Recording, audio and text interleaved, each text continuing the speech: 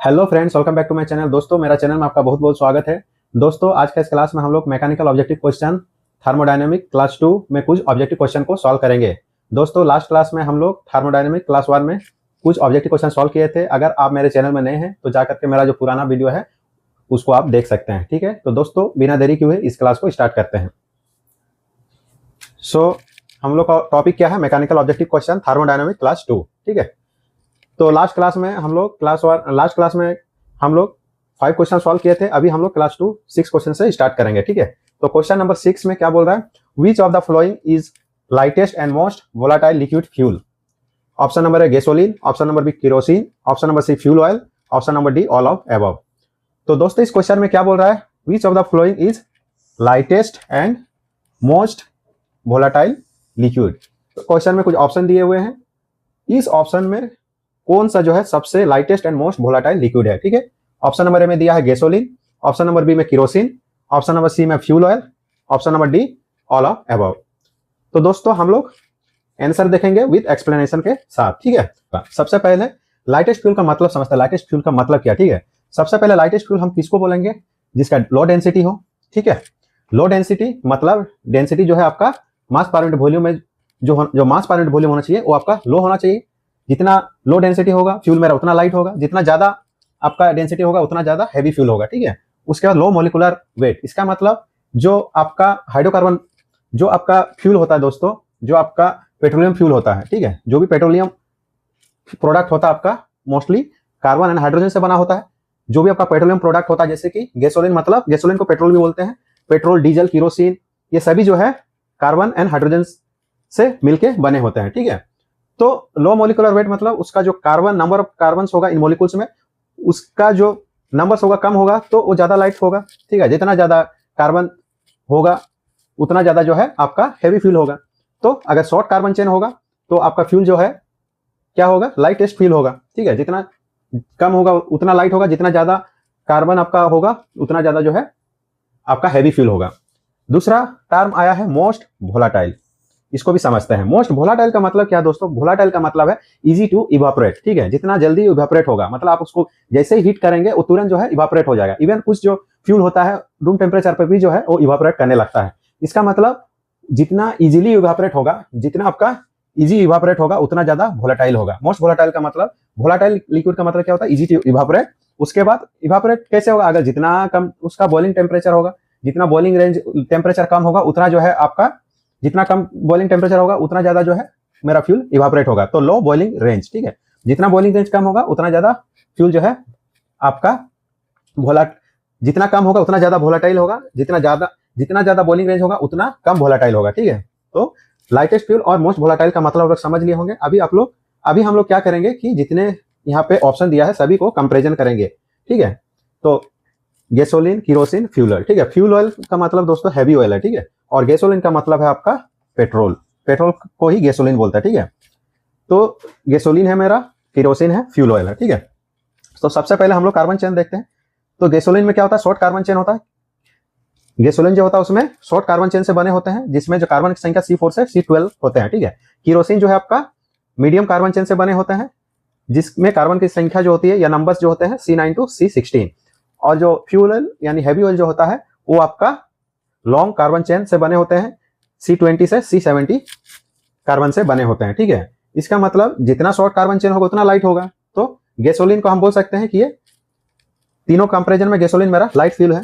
ठीक है, अगेन चलते हैं डेंसिटी कंपेरिजन करते हैं। डेंसिटी देखेंगे गैसोलीन, तो गैसोलीन का जो डेंसिटी होता है 0.74 से 0.75 होता है gram per centimetre cube at 15 degree temperature. ठीक है, 15 डिग्री टेम्परेचर पे जो गैसोलीन का आपका डेंसिटी होता है कितना होता है? 0.74 से 0.75। केरोसिन का देखेंगे तो कंपेरिजन गैसोलीन से ज्यादा होता है, density 0.78 to 0.81 gram per centimetre cube at 15 degree centigrade. Fuel oil का और ज्यादा होता है 0.9 टू 1.04। तो लाइट्स, तो इसमें हम लोग बोल सकते हैं कि गैसोलीन जो है, इन तीनों में गैसोलीन जो है लाइटेस्ट है। ठीक है, सबसे पहले के कार्बन चेन भी कम है इसमें और डेंसिटी भी कम है। इसका मतलब गैसोलीन मेरा लाइटेस्ट फ्यूल है। अभी हम लोग वोलाटाइल को देखते हैं। ठीक है, तो उसके लिए हम लोग क्या कहते हैं? बॉइलिंग रेंज को लेते हैं। जिस जो भी ऑप्शन में जिसका कम बॉइलिंग रेंज होगा उतना ज्यादा इवापोरेट होगा। तो बॉइलिंग रेंज अगर गैसोलीन का देखेंगे तो 30 से 220 डिग्री सेंटीग्रेड होता है, और केरोसिन का देखेंगे तो 150 टू 300 डिग्री सेंटीग्रेड और फ्यूल ऑयल यानी हेवी ऑयल का जो होता है आपका एबव 3 डिग्री सेंटीग्रेड होता है। तो इसका बॉइलिंग रेंज कम है, गैसोलीन का बॉइलिंग रेंज कम है। तो गैसोलीन मेरा मोस्ट वोलाटाइल फ्यूल होगा, ठीक है। तो गैसोलीन मेरा मोस्ट वोलाटाइल फ्यूल होगा। तो लाइटेस्ट भी मेरा गैसोलीन आ रहा है और वोलाटाइल भी मेरा गैसोलीन है इन तीनों के कंपैरिजन में। तो मेरा करेक्ट आंसर हो जाएगा option A, gasoline. I hope दोस्तों आप लोग को समझ में आ गया होगा क्वेश्चन नंबर 6। तो दोस्तों अभी हम लोग क्वेश्चन नंबर 7 को देखते हैं। तो क्वेश्चन नंबर 7 में क्या बोल रहा है दोस्तों, the process occurring in open system which permits the transfer of mass to and from the system are known as. Option number है flow process, option number B non flow process, option number C adiabatic process, option number D none of above. तो question में क्या बोल रहा है, अगर कोई open system है तो उसमें क्या हो रहा, जो आपका मास ट्रांसफर हो रहा to and from the system, ठीक है। तो क्वेश्चन में क्या बोल रहा है, कोई ओपन सिस्टम दिया हुआ है जिसमें आपका मास का ट्रांसफर हो रहा है in to and from the system, ठीक है। मास का जो ट्रांसफर हो रहा है to and from the system, तो उस प्रोसेस को हम लोग किस नाम से जानते हैं। ऑप्शन नंबर है flow process, option number B non flow process, option number C adiabatic process, option number D none of above. तो दोस्तों हम लोग देखते हैं अभी आंसर इसका क्या होगा विद एक्सप्लेनेशन के साथ, ठीक है। तो दोस्तों जो भी ऑप्शन दिया हुआ है उस ऑप्शन को हम लोग डिफरेंशिएट करेंगे, फ्लो प्रोसेस में क्या होता है, नॉन फ्लो प्रोसेस में क्या होता है, एडियाबेटिक प्रोसेस में क्या होता है। उसके बाद जो सुटेबल आंसर होगा वही जो है हम लोग का करेक्ट आंसर होगा, ठीक है। तो अभी हम लोग देखते हैं फ्लो प्रोसेस में क्या क्या होता है, नॉन फ्लो प्रोसेस में क्या क्या होता है, एडियाबेटिक प्रोसेस में क्या क्या होता है। सबसे पहले जो सिस्टम होता है, किस तरह का सिस्टम में फ्लो प्रोसेस होता है। तो दोस्तों जो फ्लो प्रोसेस होता है आपका ओपन सिस्टम में होता है, नॉन फ्लो प्रोसेस होता है, जो नॉन फ्लो प्रोसेस होता है वो आपका क्लोज सिस्टम होता है, और जो एडियाबेटिक प्रोसेस होता है वो ओपन में भी हो सकता है और क्लोज में भी हो सकता है, ठीक है। उसके बाद हम लोग मास ट्रांसफर देखते हैं। फ्लो प्रोसेस में मास ट्रांसफर क्या होता है, तो जो फ्लो प्रोसेस होता है दोस्तों उसमें आपका मास ट्रांसफर जो होता है इन एंड आउट, मतलब आपका सिस्टम में मास इन कर सकता है और उसके बाद आउट हो सकता है, ठीक है। तो जो मास ट्रांसफर होता है फ्लो प्रोसेस में यस, नॉन फ्लो प्रोसेस में नो, मास का ट्रांसफर नहीं होता है, ठीक है। एडियाबेटिक प्रोसेस में हो भी सकता है नहीं भी हो सकता है, ठीक है। हीट ट्रांसफर देखते हैं। तो फ्लो प्रोसेस में आपका यस, फ्लो प्रोसेस में जो आपका हीट ट्रांसफर होता है, जो फ्लो प्रोसेस होता है उसमें हीट ट्रांसफर होता है, ठीक है, इन एंड आउट, ठीक है। जो फ्लो प्रोसेस होता है उसमें हीट ट्रांसफर होता है यस, जो नॉन फ्लो प्रोसेस होता है उसमें भी हीट ट्रांसफर होता है, और जो एडियाबेटिक प्रोसेस होता है उसमें भी जो है आपका जो एडियाबेटिक प्रोसेस होता है उसमें हीट ट्रांसफर नहीं होता है, ठीक है दोस्तों। तो उसके बाद हम लोग एग्जांपल देखते हैं, उसके बाद हम लोग एग्जांपल देखते हैं सभी का। फ्लो प्रोसेस का एग्जांपल है turbine pump, non flow process का पिस्टन सिलेंडर, एडियाबेटिक प्रोसेस का इंसुलेटेड पिस्टन सिलेंडर, ठीक है। तो दोस्तों फ्लो प्रोसेस में क्या बोल रहा है, जो फ्लो प्रोसेस होता है वो आपका ओपन सिस्टम में होता है, इसमें मास और हीट का ट्रांसफर होता है, और एग्जाम्पल के तौर पर हम लोग देखेंगे तो टरबाइन पंप होता है। नॉन फ्लो प्रोसेस में मास का ट्रांसफर नहीं होता है लेकिन आपका हीट का ट्रांसफर होता है। पिस्टन सिलेंडर अरेंजमेंट में देखेंगे तो हम लोग क्या देखते हैं, जो पिस्टन सिलेंडर अरेंजमेंट होता है उसमें आपका मास का ट्रांसफर नहीं होता, ठीक है। जो क्लोज सिस्टम, जो आपका पिस्टन सिलेंडर क्या होता है, क्लोज होता है, तो जितना मास आ रहा है उतना मास को ही वो क्या करेगा, कंप्रेस करेगा। तो इसमें जो है आपका कोई भी मास का ट्रांसफर नहीं होता, लेकिन हीट ट्रांसफर कैसे होता है, जो वाल होता है उसके थ्रू जो है आपका हीट का ट्रांसफर होता है। उसी तरह एडियाबेटिक प्रोसेस देखते हैं। तो एडियाबेटिक प्रोसेस में आपका मास ट्रांसफर हो सकता है लेकिन हीट का ट्रांसफर आपका नहीं होगा, ठीक है। हीट ट्रांसफर इसलिए नहीं होगा, जो पिस्टन सिलेंडर अरेंजमेंट होगा, जो वाल से हीट ट्रांसफर हो रहा है तो उसको हम लोग इंसुलेटेड कर देंगे। तो उसको जैसे ही इंसुलेटेड कर देंगे उसके बाद जो है आपका हीट का ट्रांसफर नहीं होगा। तो अभी हम लोग देखते हैं कि इसका सही आंसर क्या होगा। तो ऑलरेडी क्या बोल रहा है, the process occurring in open system which permit the transfer of mass to and from the system are known as. तो ये हमारा प्रोसेस कौन सा हो जाएगा, फ्लो प्रोसेस होगा, ठीक है दोस्तों। क्योंकि आपका फ्लो प्रोसेस में क्या होना चाहिए, इसमें मास ट्रांसफर और हीट ट्रांसफर होना जरूरी है, ठीक है। तो मोस्टली फ्लो प्रोसेस जो होता है ओपन सिस्टम में होता है, ठीक है। तो इसीलिए इसका सही आंसर हो जाएगा फ्लो प्रोसेस, ठीक है। तो करेक्ट आंसर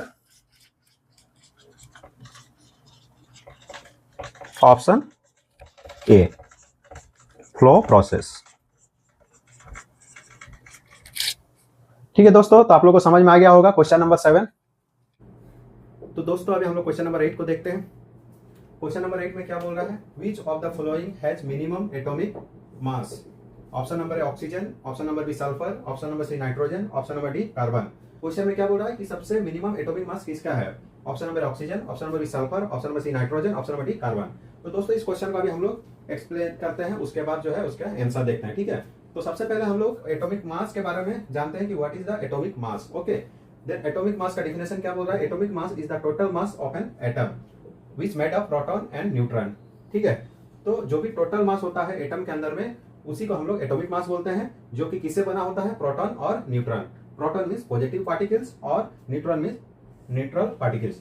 दोस्तों हम लोग जानते हैं जो एटम होता है किन तीन चीजों से मिलकर बनता है आपका? एक होता है इलेक्ट्रॉन, प्रोटॉन एंड न्यूट्रॉन। जो एटम होता है आपका किससे मिलकर बनता है? आपका इलेक्ट्रॉन, प्रोटॉन एंड न्यूट्रॉन। ठीक है, तीन चीजों से मिलकर बना होता है, इलेक्ट्रॉन, प्रोटॉन, न्यूट्रॉन। तो एटॉमिक मास क्या? तो एटॉमिक मास किसको बोलेंगे? Atomic mass is the total mass of an atom which made of proton and neutron.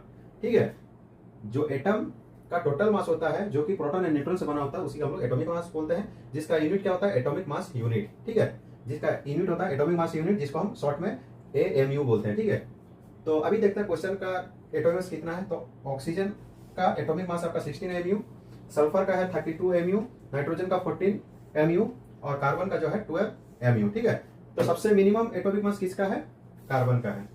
ठीक है, तो करेक्ट आंसर हो जाएगा, करेक्ट आंसर ऑप्शन डी। ठीक है, तो दोस्तों आई होप आप लोगों को समझ में आ गया होगा क्वेश्चन नंबर 8। तो दोस्तों अभी हम लोग क्वेश्चन नंबर 9 को देखते हैं। तो क्वेश्चन नंबर 9 में क्या बोल रहा है? Work done in free expansion process is. ये जो क्वेश्चन है वेरी वेरी इंपॉर्टेंट है, क्योंकि बहुत सारा एग्जाम में जो है ये क्वेश्चन पूछा जाता है कि work done in free expansion process में क्या होता है। ये पूछा जाता है कि work done in free expansion process में क्या होता है। ठीक है, तो क्वेश्चन नंबर 9 क्या बोल रहा है? Work done in free expansion process. Option number है 0, option number B minimum, option number C maximum, option number D positive. ठीक है, तो जो फ्री एक्सपेंशन प्रोसेस होता है उसमें वर्क डन क्या होता है? 0 होता है, मिनिमम होता है, मैक्सिमम होता है या पॉजिटिव होता है। तो हम लोग इसको देखेंगे दोस्तों विद एक्सप्लेनेशन के साथ क्या आंसर होगा इसका। ठीक है, सबसे पहले फ्री एक्सपेंशन प्रोसेस को समझते हैं। ठीक है, क्वेश्चन को शुरू करने से पहले हम लोग क्या करते हैं? सबसे पहले फ्री एक्सपेंशन प्रोसेस समझते हैं कि फ्री एक्सपेंशन प्रोसेस है क्या। ठीक है, तो पहले डिफिनेशन पढ़ते हैं, उसके बाद आपको जो है मैं आपको समझाऊंगा। ठीक है, सबसे पहले फ्री एक्सपेंशन प्रोसेस क्या बोल रहा है? It occurs when a gas expand into vacuum chamber and empty space without any external resistance, means no external pressure act on gas. ठीक है, दोस्तों डिफिनेशन में क्या बोल रहा है कि फ्री एक्सपेंशन प्रोसेस मेरा ऐसा प्रोसेस है जो कि फ्री टू एक्सपेंड होता है। ठीक है, किस पे होता है? वैक्यूम चेंबर पे। कोई वैक्यूम चेंबर है, उस पे गैस क्या कर रहा है? एक्सपेंड कर रहा है फ्रीली। ठीक है, कोई भी एक्सटर्नल रेसिस्टेंट नहीं है, कोई भी एक्सटर्नल प्रेशर एक्ट नहीं कर रहा है, जो गैस है आपका वैक्यूम चेंबर में फ्रीली एक्सपेंड कर रहा है। ठीक है, एंड एम्प्टी स्पेस, जो आपका वैक्यूम चेंबर है कैसा है? एम्प्टी स्पेस है, जिसपे क्या कर रहा है? गैस जो है आपका फ्रीली एक्सपेंड कर रहा है without any resistant, no external pressure act. ठीक है, तो फ्री एक्सपेंशन प्रोसेस का मतलब यही है। अभी हम लोग क्या जानते हैं? Thermodynamic process, work done by the system क्या होता है? W = P external into DV। ठीक है, अगर हमको वर्क डन चाहिए सिस्टम में तो हमको क्या चाहिए? एक्सटर्नल प्रेशर चाहिए और DV चाहिए। ठीक है, तो work done equal to integration P external into DV। P क्या है? एक्सटर्नल प्रेशर है और DV जो है चेंज इन वॉल्यूम। ठीक है, अभी हम लोग फ्री एक्सपेंशन प्रोसेस का केस में देखते हैं कि वर्क डन क्या होगा। फ्री एक्सपेंशन प्रोसेस को, तो फ्री एक्सपेंशन प्रोसेस का मतलब क्या दोस्तों? जो मेरा गैस है वैक्यूम चेंबर जो कि एम्प्टी स्पेस है उस पर फ्रीली एक्सपेंड कर रहा, नो एक्सटर्नल प्रेशर एक्ट, तो P एक्सटर्नल इक्वल टू 0 हो जाएगा since it expand into vacuum. ठीक है, क्योंकि गैस जो एक्सपेंड कर रहा वैक्यूम में एक्सपेंड कर रहा। ठीक है, इसलिए P एक्सटर्नल इक्वल टू 0 हो जाएगा। अभी हम लोग वर्क डन क्या जानते हैं? Work done equal to integration P external into DV। तो P एक्सटर्नल कितना है? P एक्सटर्नल प्रेशर कितना है आपका? 0 है, 0 इंटू DV इक्वल टू 0। इसका मतलब क्या होगा? जो फ्री एक्सपेंशन प्रोसेस है उसमें आपका वर्क डन जो होगा आपका 0 होगा। तो करेक्ट आंसर क्या हो जाएगा दोस्तों? 0। Correct answer option number A, option A 0। ठीक है, तो आई होप दोस्तों आप लोग क्वेश्चन नंबर 9 को समझ गए होंगे कैसे हम लोग सॉल्व किए इसको। तो दोस्तों क्वेश्चन नंबर 10 को देखते हैं। क्वेश्चन नंबर 10 में क्या बोल रहा है? The pressure exerted by an ideal gas is dash of kinetic energy of all the molecules contain in a unit volume of gas. ठीक है, ऑप्शन नंबर ए बोल रहा है 1/2, option number B 1/3, option number C 2/3, option number D 3/4। तो दोस्तों question में क्या बोलना चाह रहा है? जो प्रेशर इंजेक्ट कर रहा है आइडियल गैस पे to the kinetic energy per unit volume, उसका जो वैल्यू आएगा वो कितना होगा। ठीक है, ऑप्शन नंबर 1 हाफ होगा, या option number B 2 third, option number B 1 third होगा, ऑप्शन नंबर सी 2 थर्ड होगा, या ऑप्शन नंबर डी 3/4 होगा। तो सबसे पहले हम लोग चलते हैं काइनेटिक थ्योरी ऑफ गैस, ठीक है। तो इस क्वेश्चन को सॉल्व करने के लिए हम लोग चलेंगे काइनेटिक थ्योरी ऑफ गैस, जिसमें हम लोग pressure exerted by ideal gas का वैल्यू कितना होता है उसको देखेंगे। उसके बाद kinetic energy per unit volume का जो वैल्यू होता है वो कितना होता है। उसके बाद हम लोग pressure exerted by ideal gas उसको डिवाइड कर देंगे kinetic energy per unit volume. उसके बाद जो रिजल्ट आएगा वो मेरा आंसर होगा, ठीक है। Gas according to kinetic theory of gas, pressure exerted by ideal gas आकाश P = 1/3 N/B mv²। दोस्तों इसमें दो V आ रहा है, ठीक है। जो ये वाला V आपका कैपिटल V है और जो ये वाला V आपका स्मॉल v है, ठीक है। दोनों का मीनिंग अलग है। सबसे पहले N का मीनिंग क्या है, नंबर ऑफ मॉलिक्यूल्स, V का मतलब वॉल्यूम ऑफ मॉलिक्यूल, M का मतलब है mass of molecule, V square का मतलब है मीन स्क्वायर ऑफ मॉलिक्यूल, ठीक है। अभी हम लोग total energy per unit volume निकालते हैं, ठीक है। Total energy per unit volume = N/B ½ mv², ठीक है। उसके बाद हम लोग क्या करते हैं, अभी P को kinetic energy per unit volume से डिवाइड कर देते हैं। तो P का वैल्यू कितना है, 1/3 N/B mv²। उसके बाद जो आपका kinetic energy per unit volume कितना, ½ N/B mv², ठीक है। N/B कैंसिल हो जाएगा, mv² कैंसिल हो जाएगा, ठीक है। ऊपर में बचेगा 1/3, 1/2 को ऊपर ले जाएंगे तो 2/1। तो फाइनल मेरा क्या आ जाएगा आंसर, 2/3, ठीक है। तो इसका सही करेक्ट आंसर क्या होगा, correct answer option number C, option C 2/3।